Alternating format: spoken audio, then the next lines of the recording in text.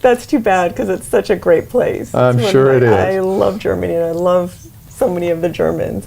I mean, I've got nothing against individual Germans, but as a culture, some comic at the time the Berlin Wall came down and there was, reunification, some comic said something like, I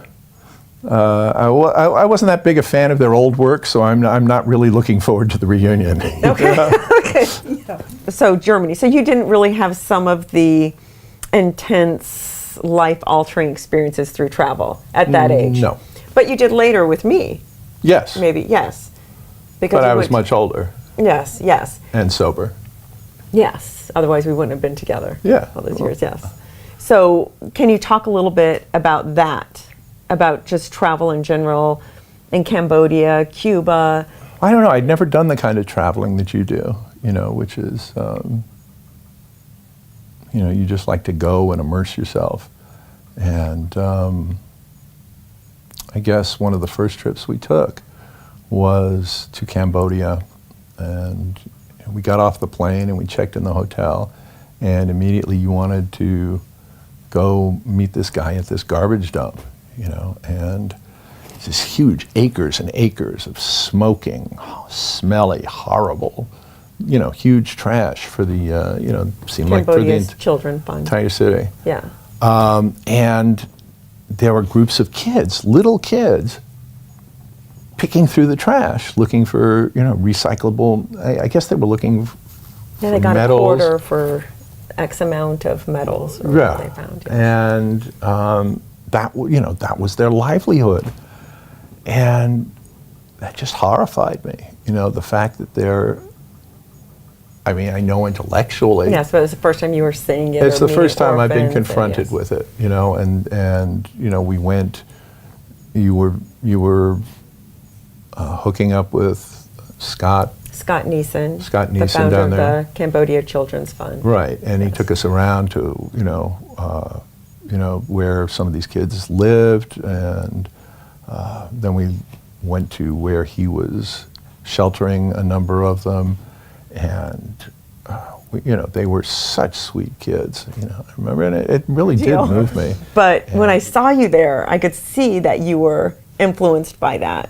What I want to do here is inspire others to go and do something that makes you uncomfortable, to get outside the box that you Oh my God! Well, and that's why I forced going you to to Israel in the first place was an incredibly uncomfortable yes. thing. The only and I did it because it was more uncomfortable to stay where I was. Yes, that's what I want. I want to go deeper instead of just. It's not. I've really never been one to choose the harder path, but I've been willing to walk down the harder path if that's the one yes. that opens for me. And that's really where my whole life that's really what my whole life has resulted from, is showing up and being willing to do what's in front of me to do. My career in writing is a perfect example. When I came out here, to jump ahead from University of Colorado, 3 years, political science major, and I meet a girl one summer who's from Nebraska, and she's going to the University of Nebraska. And she moved in with me for my senior year in Boulder. She took a year off from school.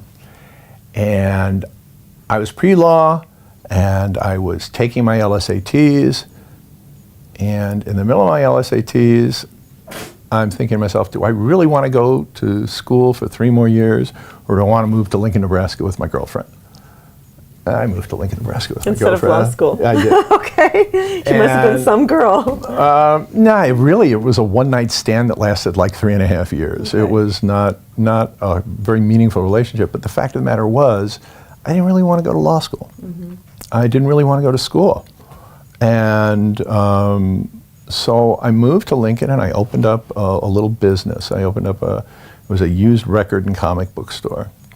And opened it up, and it was close to the university campus, and actually supported myself with it for however long I was there, a couple of years. But I had no long-term plan.